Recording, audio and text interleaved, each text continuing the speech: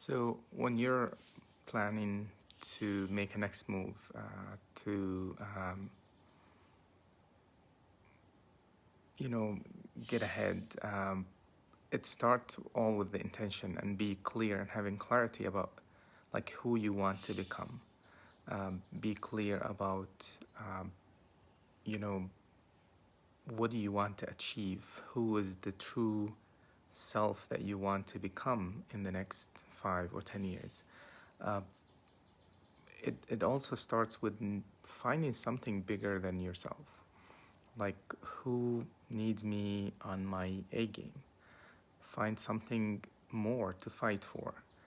Or if you feel like you lose motivation for yourself, then get committed for helping others. Like, who I want to serve, serving others, who I want to make an impact in their life. Like, what is your vision? What's your dreams? And be clear about what you want to achieve. And it starts by having that clarity about the big vision, about the dream, the vision, who I want to become in the next few years. And then you set the motion to take some actions. And a lot of times we get stopped by our fears. And fear, a lot of times, stops us from even trying. And fear of disappointment or fear of loss, usually there's like 3 different types that could stop you or slow your momentum.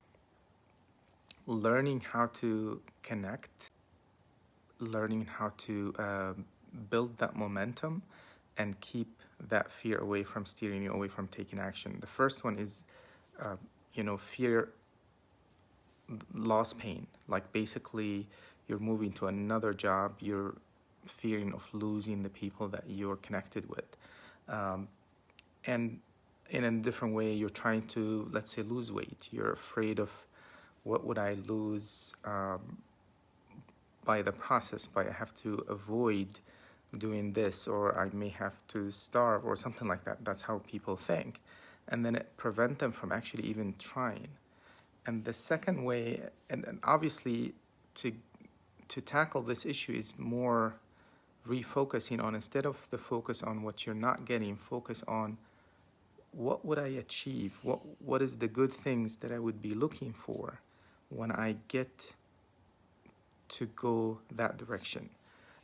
Basically focusing on the positive, focusing on the new vision, on the new dream. The other fear is the pain of the process of change. Changing job. It comes to getting you into a new uncomfortable zone that you haven't been before. The struggle of the change. Or like, I have to go to the gym if I'm trying to lose weight and be healthy. That pain of the process of making that change, it also directed because you're focusing on what may not be necessarily pleasant right now, what feels. It's more about feelings and more negative thinking about a particular action rather than thinking about the big picture, about what good things could come out of this. And then the last one is the outcome pain, that the fear that would stop you from doing something is the fear that, what if it doesn't work out? What if I fail? And how about thinking, what if I get something better out of this? About whatever you envision of your future, of your, so try to envision your future identity. Try to live that healthier version of you if you're a person who's trying to lose weight. Or try to think of that better version of you that would become as a result of the steps that you're taking.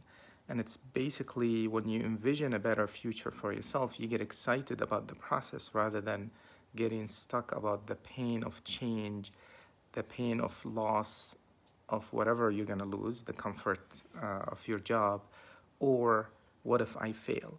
And looking at failure actually in a different lens, or through a different lens, by looking at anytime you try something new, you're gonna fail. You're not gonna be perfect. And by addressing like, what can I learn from this, rather than, oh my God, I'm not worthy, or I'm not enough, or I don't have what it takes, you change to a learning experience from every step that you will not achieve, at first when you're trying something.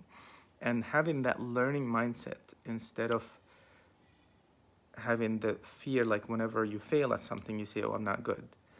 But rather, what can I learn today? What did I do well? How can I get better tomorrow? And then try again. Failure, most of successful people have gone through multiple failures. So if you take your failure as a friend, because people who are failing, at least they're trying. People who are not failing at all, they're not trying anything. So maybe they're failing at life. So you have to look at it from a different perspective. And when you take failure as a learning opportunity, you become more courageous because you could take a lot more actions. And you will not let failure stop you from pursuing, from going, from keep going, from building that momentum. So dealing with fear and disappointment, learning how to tackle that issue by focusing on what's working, focusing on the new vision, focusing on the new identity that you're looking to achieve, that would, and learning how to look at failure as your friend, like embrace the challenge, because that's what will grow you and build the better version of you. Now, how to maintain that momentum? There's a few steps to try to keep you in check. The first one is have a great morning. Like start on the right foot by having amazing start. Maybe 10 minutes of meditation or prayer, 10 minutes of, registering what are you grateful for of the day. Really, it starts you on the right attitude because you really can't be grumpy and grateful at the same time. And being grateful really get rid of or pushes away the two main problem, which is fear and having that bad attitude. And the third one is just plan the day. Like have a plan for every day. Like I want to do 1, 2, 3, and have a clear plan for your day. So you're starting the day with intention rather than living the day as a reaction to circumstances that you're dealing with every day. And we're all dealing with circumstances.